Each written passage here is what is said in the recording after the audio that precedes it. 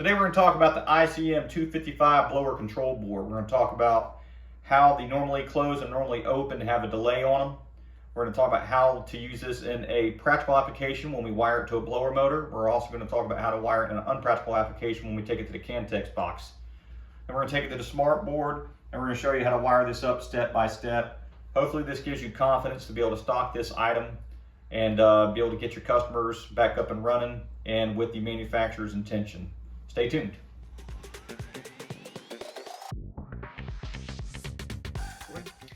Today we're going to talk about the ICM 255 blower board relay. So this is a blower control board. As you can see here, the circuit board, and the black square that's on here is the relay. We have 3 terminals on this relay. We have the common, which is your input voltage, and then we have 2 different output. We have a normally open and a normally closed. I'm going to demonstrate both of these while I toggle 24 volts for the blower control board to toggle the relay for normally open or normally closed. Now, as I said in all our other videos, that the control boards always have to have 24 volts at all times because they are a working load. Getting into it, we have the CANTEX box here. We have R and C, which will provide our 24 volts that we're going to need down here for the control board. We have L1 and L2, which is a realistic power supply of 240 volts, just like we have in the field. And as you can see up here, we have T1 and T2. And we have to put that 240 volts up here, breaking it across the relay, one of those legs. And once we do that, we can get our load to come on. I'm going to show you what happens when we just bypass the relay and go from L1 and L2 right to T1 and T2, not breaking anything. We're going to go ahead and connect L2 to T2. There's one leg of power done. We're going to go ahead and connect L1 to T1. And the moment I touch T1, the load will come on. That clicking noise that you heard is a contactor inside the box. So what we're going to do now is we're going to take L1 and we're just going to energize our common terminal on the relay portion of the control board. We're going to come out of that with our normally closed, just to show you that there's always power there no matter what. I'm just going to touch T1. And so as you see here, if we were to leave it there, the load is always energized. If we were to come down and wire it to its traditional terminal, which will be the normally open, that's open now, so there's no power there. So our load, it has L2 present all the way through, but it's lacking L1 because we're breaking L1 across the relay. We're going to go ahead and energize the board with common and R, 24 volts. Okay, it's nicely labeled for you, R, C, and G. So G is not ground. G is actually our blower terminal being wired from the thermostat. We're going to go ahead and take R and run it over to R.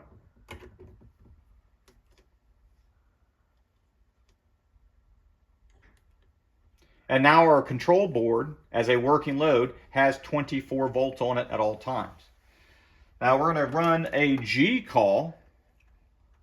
So in parallel, I'm going to take 24 volts again. And I'm just going to go ahead and touch G. And there's about a half a second, maybe a second delay there, and the load came on. Now, here's why this board is important. If I wanted to get more efficiency and save a little bit of money and get more comfort out of my evaporator coil, once I lose the G call, the relay is still closed. Now it's closed for 50 seconds. We're going to demonstrate that off time here in a little bit.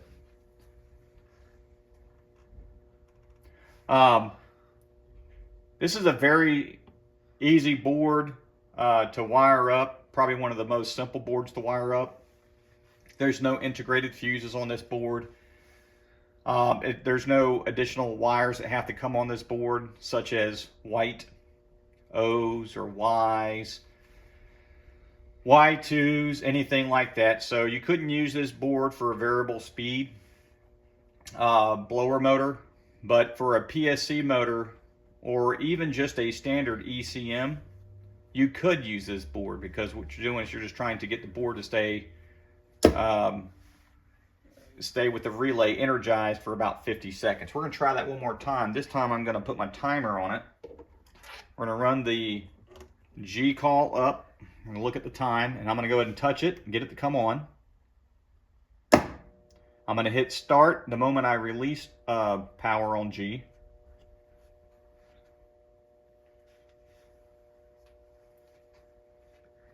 And you should see a 50-second off delay.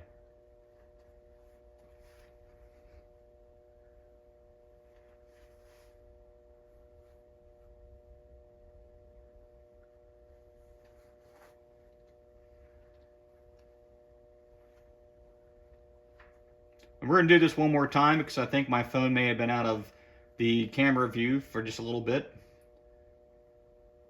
Another 15 seconds and it should open up and the load should turn off. So your fan motor will be running this entire time. We're also going to take this over to a blower motor. We're going to wire it up to a blower motor also.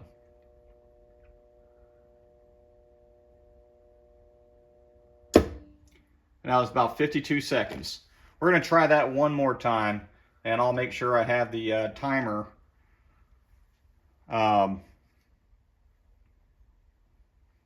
center of your screen. Okay, we're going to go ahead and energize the terminal. So G now has been told to run. We're going to release G and hit start.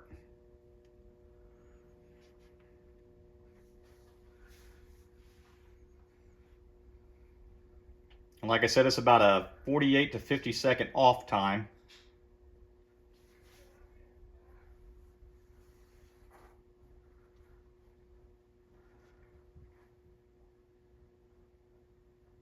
And it's very important when you're diagnosing these, if you think if the relay is stuck in the closed position, you want to go ahead and use your timer, because knowing that it's a 50-second off time, you want to make sure that it's not, running for less than that and you're jumping the gun and saying that the board is bad. Because if you're not using a timer, 50 seconds, it's kind of hard to time that out.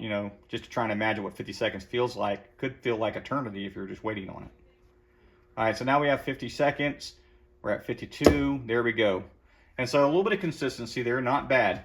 Now we're going to go ahead and take our normally open terminal and pull the wire off of that. We're going to put the wire on the normally closed terminal. As you can see here, the load is energized. I'm going to do the same thing. Okay, I'm going to go ahead and hit reset. And the moment that I go ahead and touch G, you'll see the load drop out like it's supposed to. Now the normally open is getting all the energy. I'm going to go ahead and release G and hit start. And there you go. So as I have a 52-second off delay for the normally open to open, I also have that same delay for my normally closed to energize. And so our normally closed has got that same delay in time. And so that's good if I wanted to use this relay to wire two different loads up to it, where there's 50 seconds on one load and then 50 seconds on the other load, whether it's on or off. So this is giving me an on delay and an off delay in between normally open and normally closed. Any minute now it should energize. Right around 50, 52 seconds. There we go. And so we had about 52 seconds there, and now our normally closed is energized. Now I don't need a G call. This load is running without a G call. And now I can take all these other wires off of this here. And basically, it's normally closed. And so I don't need any low voltage for that relay to be normally closed. However, if I applied voltage between R and C, and I applied voltage to G and then dropped it out, I will have a 50-second delay there. We're going to go ahead and take this over to the smart board in a minute, and I'm going to wire this up. But first, before we do that, we want to go ahead and put this on its practical application. Let's go ahead and wire this up to a blower motor. I'm going to go ahead and take the liberty and take this contact up here. I'm going to wire it to a light bulb. So I'll have the fan motor wired to normally open. I'll have a light bulb wired to normally closed. And then we can see this relay toggle between those two with that delay in a more practical application. Stay tuned.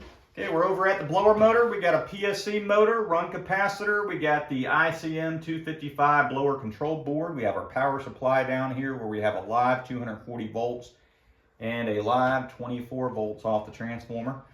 I'm going to go ahead and demonstrate that with the meter. Go ahead and show you that we have live power. I'm going to do it with and without the light. Sometimes it doesn't show up very well. We have 242 volts. Down here we have 27 volts. I'm going to show you with the backlight on now. Again, we have 27 volts. And again, we have 242 volts. I do have an extension cord here. This is to give me a neutral. I'm going to go ahead and stick one of my test leads inside here. And I'm going to go between each leg. You should read 120 volts per leg. That's where we're getting our 240 from. The reason why I have this extension cord here is because I'm going to take this white wire and I'm going to plug it in to give me a neutral. I'm going to go ahead and test that out.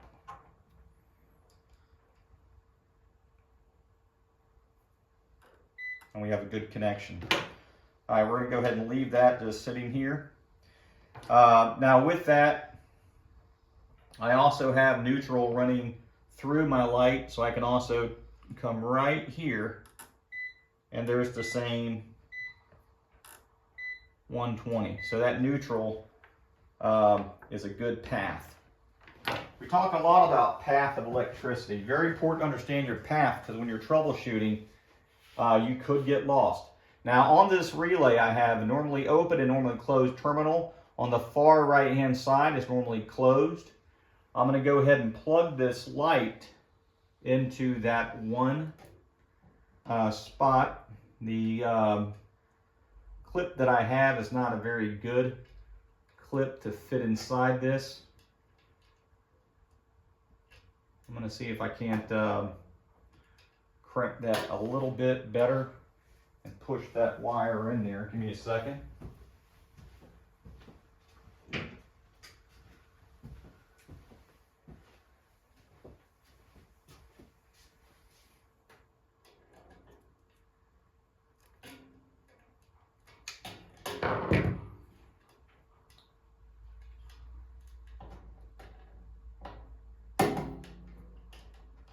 Looks like I'm making a good connection now. Now this is normally closed, so for me to test that path, what I'm going to do is I'm going to take my meter. In theory says if I'm normally closed between here and common, then I should be able to read neutral over here. How I'm going to do that is I'm going to test to one of my line voltages and see, therefore I have 120 volts sitting here. All right, so I have a good path, so I have a good connection. All right, so now to wire this up, what we're going to do is we're going to go ahead and take one of our lines, and we're going to come up to the one of our legs on our motor, which is the run winding, which has our capacitor, all that wired through to that. I have 3 other speeds that will receive power on one of these other legs. I can plug any one of these into my board, and I will have power, giving me my 220. Now I'm going to go ahead and take the second leg of power, which I haven't utilized yet, and I'm going to go ahead and run it up to common. You'll see the light will come on because it's normally closed. So we forced power across to the load. So right now we are in a normally closed position, so we have a light. We can say maybe this is just standby, there's power. Now the moment that I apply 24 volts to the relay, I will now start having a working low voltage load even though it's not doing anything just yet, because the board is a load all by itself. So between R and C, it needs to have 24 volts. And so there's no change here because we haven't toggled the G terminal. This blower relay is trying to get a G terminal so it can drop out that normally closed and energize the normally open. Before we do that next step, I'm going to go ahead and take one of these speed taps and I'm going to go ahead and wire it up to my relay very carefully here. Now when I say a relay, board and relay, two different things. The relay is on the actual board.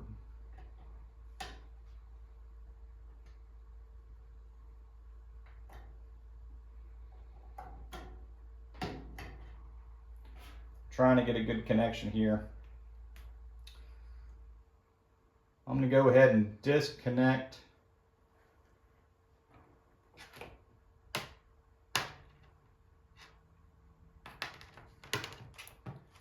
this wire and just run a jumper to it. I think I might get a better connection there.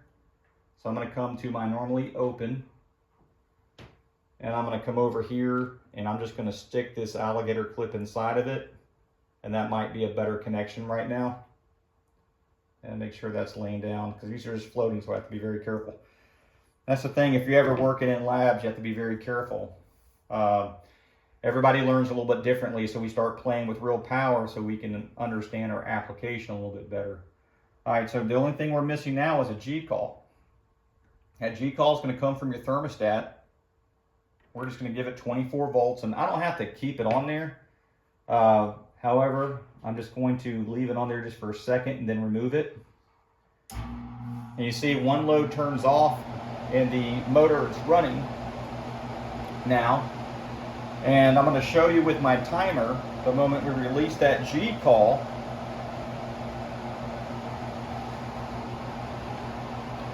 The moment we release that G call, there's going to be a 50-second off delay, and then the light will come back on.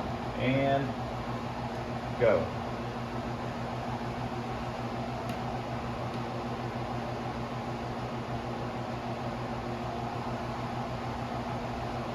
So this is a off delay, so we just lost the G call, meaning the condenser is probably satisfied from the thermostat, it's cycled off. There's no G call coming from the thermostat, but the only thing that's running is the blower motor. And you're familiar with this already on your ECM motors, where they delay on and they delay on off for a little bit. And we were doing that with PSC motors long before the ECM motor came out. So this is the same technology, same thinking, just a delayed on off.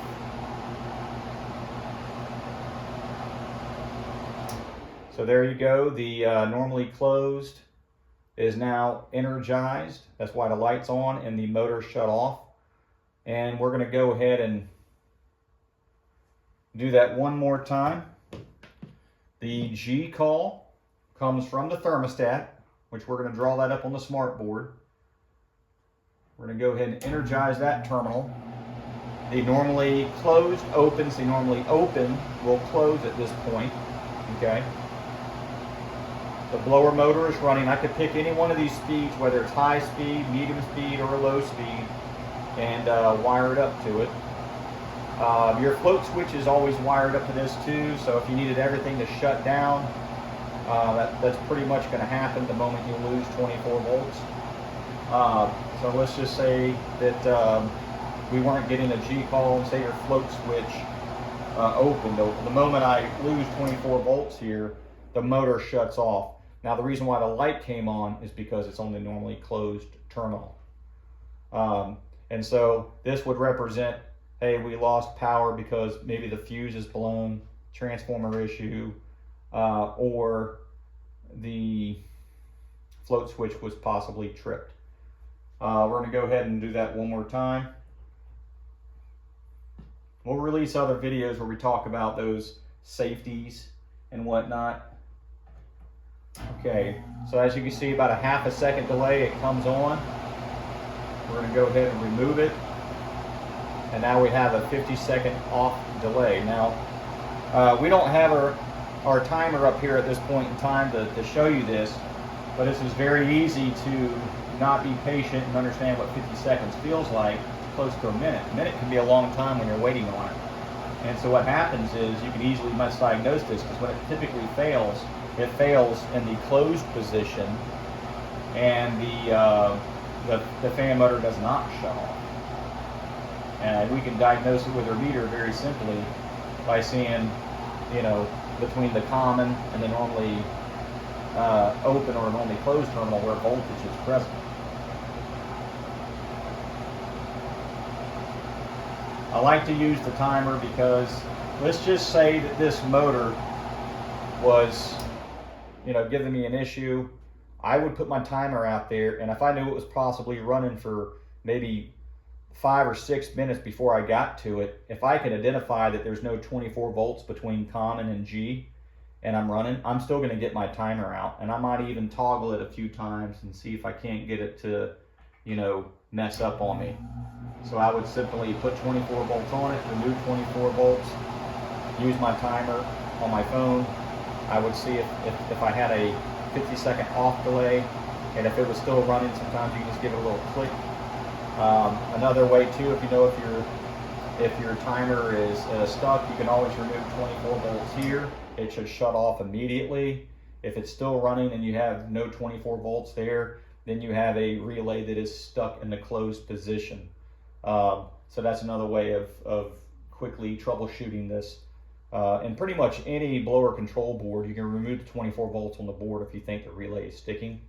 And if you remove 24 volts on it, they should immediately shut off. I'll go ahead and show you again. I'm going to give it a G call. I'm going to take the G call away, and I'm going to remove 24 volts. And immediately, if the relay is good and not sticking, it should shut off. We're going to do that again. I'm just going to remove common just to show you it doesn't matter which order. So how do I know if my relay is good? Without waiting 50 seconds, just remove one of these. That's it. And so I know by either removing any one of those two, I have a very good board. All right, we're going to go ahead and take it to the smart board. Go ahead and stay tuned. Okay, we're at the smart board now. Behind me, we have a timeline on the ICM 255 control board. That's the image we have up here. We have now moved to the 2000s. We covered everything that predates this with relays. So definitely check those videos out. If you haven't, a lot of times we have to go back down this timeline to what predates the 1990s. However, you can still stock simple blower control boards that aren't that expensive, that give you that efficiency and that savings you're trying to get out of that unit. That coil is either warm if it's in heat mode, or cool if it's in cool mode, and we can get more dehumidification, more efficiency out of that, and higher comfort if we start delaying the blower motors on a off delay. And that's the thinking behind these blower control boards. There's several different blower control boards that we're going to go over and integrate onto a PSC motor before we get into the ECM motors. By the time we get down to present day, we're losing components. After we're done talking about these boards with run capacitors on PSC motors, there's nothing but ECM modules to go over with a control board or without a control board. By the time we get here, everything's integrated into the back side of that, which is very proprietary. A lot of times we don't have the availability to just go ahead and put another ECM in there. And sometimes we have to go back down this timeline, and you may not have a relay. I always recommend carrying at least one blower control board with you if you're still trying to leave it in this condition and still give them the efficiency that they have here. You may not be able to get the same ampacity savings, that amp draw that's lower on ECMs opposed to PSC motors. However, you can get that delay and run time on an off cycle and get more efficiency out of that coil. Getting right into it, we're going to go ahead and wire it up. Took the liberty to notate which one is common and normally open, normally closed. If you look at the one that I have here, it looks a little bit different depending on the manufacturer. It's not a big deal. Both of these are actually made by ICM. This one has my common terminal over here that I'm holding in my hand. On this image, the common terminal is over to the left. but pretty much the normally closed portion is always going to be on the top side, and the normally open will always be in the middle, closest to the common. Typically, you're going to wire your motors to your normally open. However, earlier in the video, we wired the normally closed portion to a light bulb just to show you that there's always power present between common and normally closed when there is no call for G. All right, we have L1 and L2 transformer. We have a low voltage terminal block, a thermostat. We have our light bulb up here giving us a neutral. We have a run capacitor, the ICM 255 blower control board, and we have a diagram of our motor windings, run, start, and common. We're going to go ahead and get right into it. First thing we're going to talk about is safety. That safety that you need to keep in mind is imperative. Okay, we have L1 and L2, so out there in the field where you're working, you're typically working above your head. If you're working in an air handler, they're never really eye level. So sometimes you're standing on something, trying to get in there. Sometimes you can just reach it just fine, but you have to keep in consideration when you're trying to rewire something, you can't just go off of colors, you can't just go off of wire gauges, because sometimes you have a lower wire gauge that is typically wired to something that, you know, is at something that's low voltage or high voltage, and if you're just looking for that itself, that American wire gauge number may not be printed on there, so you don't want to just go off of the insulation and how thick it feels or anything like that. What you want to do is, instead, is you want to verify where's one end of that wire going to. Is it going to L1 or L2? Because the last thing you want to do is take something that's colored red and just start wiring things together, because then if you cross those paths, you're going to hurt yourself and you're going to cause harm to the equipment. So keeping that in consideration, it's better practice to actually take one leg of power, wire it up to all your devices, and then when you can inspect that and verify that path is correct, then you can work on that next step, that next leg of power. So we're going to go ahead and do that here. We're going to go ahead and take L2 and get my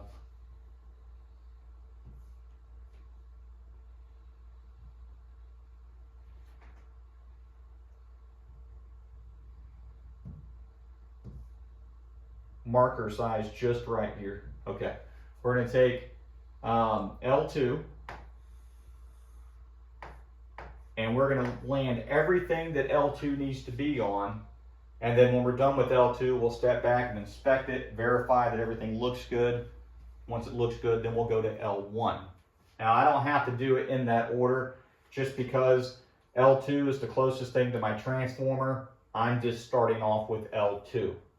Where else do I want L2?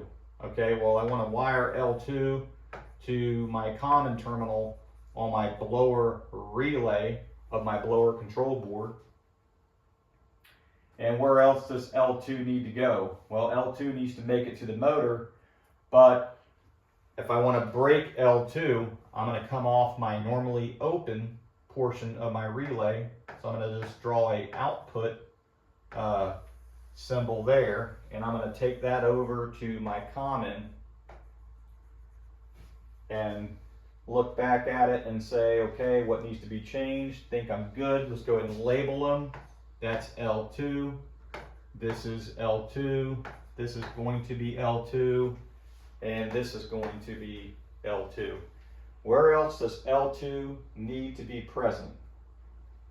Right now, nowhere else. So now we're going to go and work on the other leg of power. I'm going to come over with L1. And I'm going to come over and land that. We're going to come back and we're going to go ahead and label it. Where else does L1 have to be? Okay, L1 needs to be on my run winding. Okay, it needs another leg of power. We're going to go ahead and label that. And then L1 also has to be over at my capacitor. And the reason why we have to do it that way is because if I used L1 for my run winding, then I also have to use L1 for my start winding. We're going to go ahead and label this. We're going to come out of here as an output. and we're going to come over to our start winding, and we're going to go ahead and label it. Where else does L1 need to be present? We landed all our high voltage terminals. We didn't wire the light bulb yet, that's okay.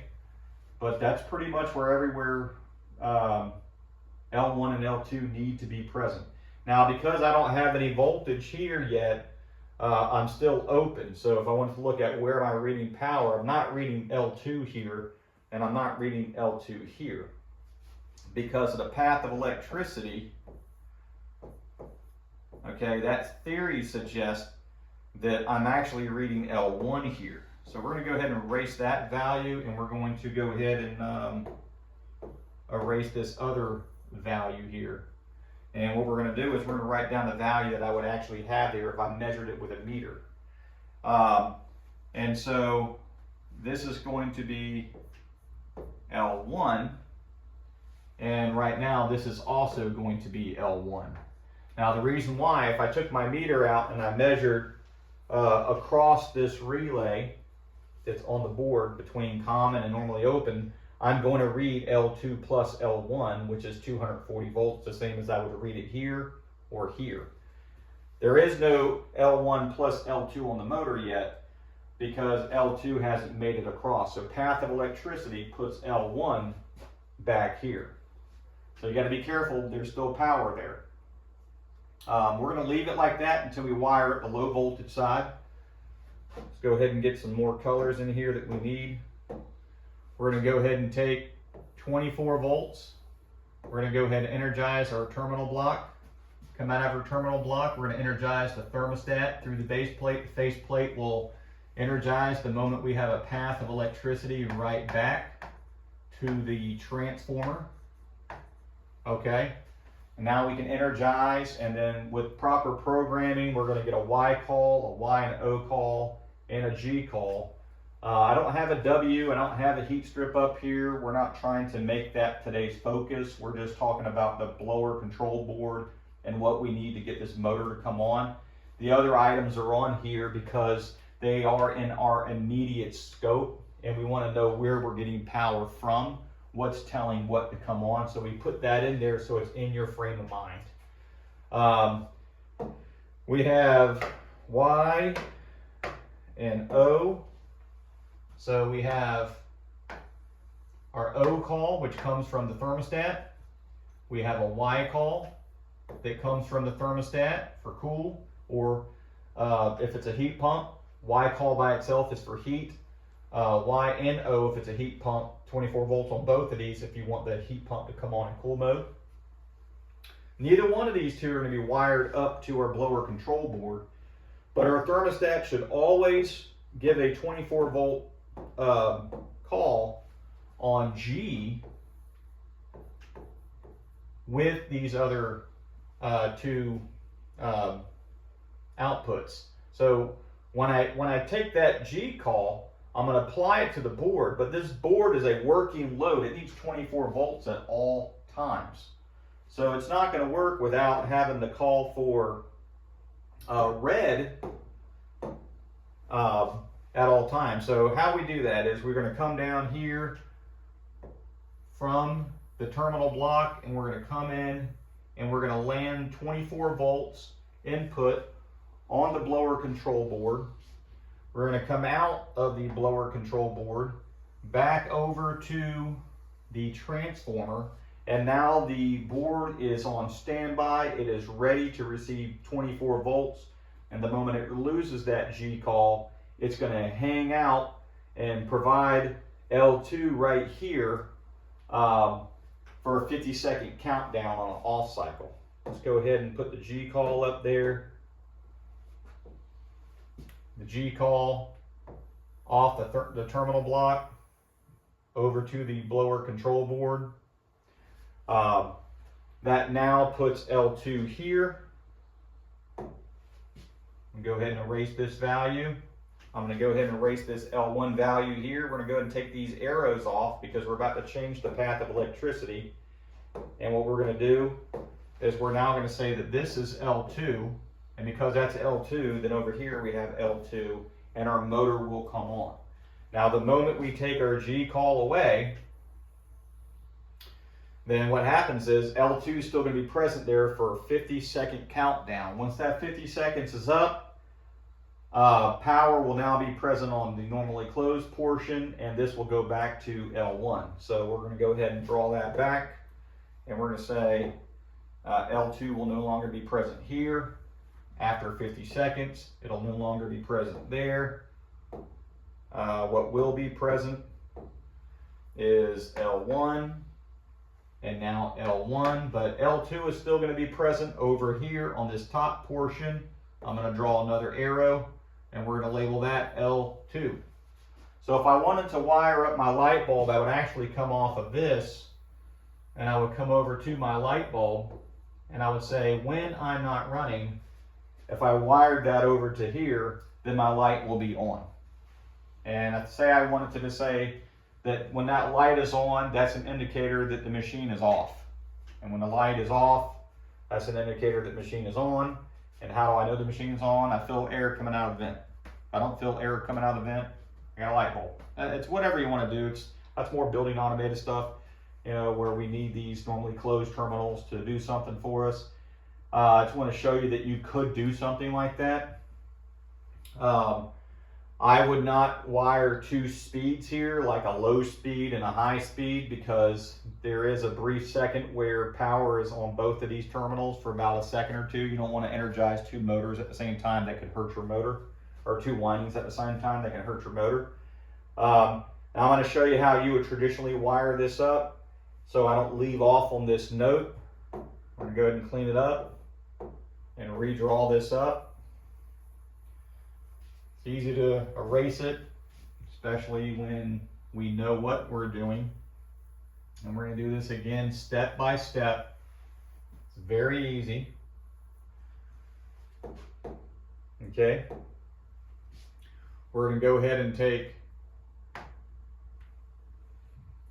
L2. We're going to go ahead and land power on the transformer. We're going to go ahead and land power on common.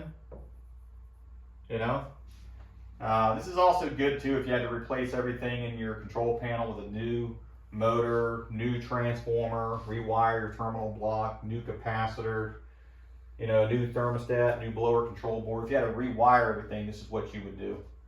And then out of this, you're going to come out of your normally open, and you're going to wire your common terminal. You're going to step back, you're going to inspect it, see if anything else needs to happen. You're going to go ahead and just check them off. Everything looks good. All right, I'm going to now go ahead and wire up my L1. I'm going to go ahead and start wiring up my motor, my run winding here. I'm going to go ahead and wire up my run capacitor.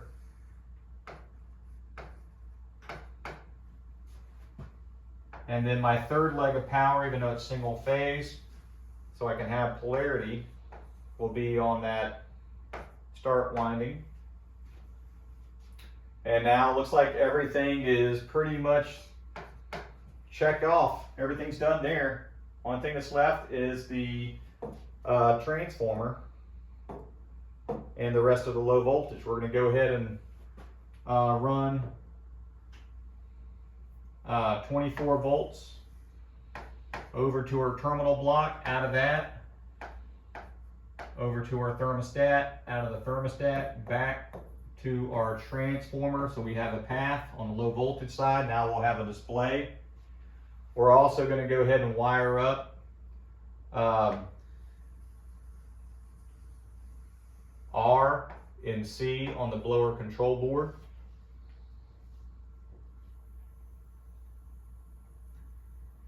There we go. And the only thing we're missing is the G. We're going to go ahead and give it a G call. That's going to come from the thermostat. Add a G on the terminal block. We're going to come over to our blower control board as an input. And now L2 will be for sure present here. And energize the motor. And it's very simple to wire this ICM 255 blower control board. Very easy to wire this up. Now, if you wanted to break any one of these, you would just break your red here through the float switch. Actually, if you come out of your transformer, you should go into your fuse, out of your fuse, into your float switch, out of your float switch to here. This way, if your float switch trips, you lose power on the thermostat. And even if this was on a off delay, it immediately shuts off, so everything's just down. Nothing can come back on.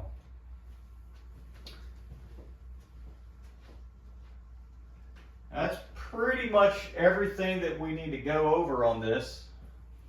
The ICM 255 blower control board is not an expensive truck stock item. If I wanted to carry one of these as a permanent fix, because I had to convert an ECM motor back to a PSC, I would probably put one of these in there opposed to a relay, just because I'm getting more efficiency. I think the customer would like that too. Plus relays, they make a pretty loud harmonic sound inside. The air handler is filled with metal. It has a clicking noise, and these are a very quiet choice. So you don't hear that click like a 9340, a 9380, or a contactor, or anything else of that choice would do. Sequencers are a good option too. We covered a video on sequencers. There's a delay time on and off. But if you wanted to just go and integrate a board to it, this is good to go. If anybody wanted to keep that in there and then grandfather back in the module, then you can still wire this to your module, which we'll show you too. That it's one additional relay, but it's okay. That's pretty much it. Hopefully this video gives you confidence. Stuff is very easy. The complexity is within our own minds. We have several different ways that we teach this, practical and unpractical applications with a smart board, how to wire it up. We try not to get into schematics too much because we want you to know what you're doing. Those schematics aren't always available to you, and we need to understand this stuff, memorize this stuff, get muscle memory down. You're not going to get that if you're just exchanging part for part. If things are failing, get down and find out why. Make sure things are wired properly. Practice safe wiring, safe tips, the things that we talk about here. Again, we appreciate all of our subscribers. We appreciate you for liking this video. Please share this with others. There's a share button on your screen. Leave a comment in the box. We'll read them. Thank you and stay tuned.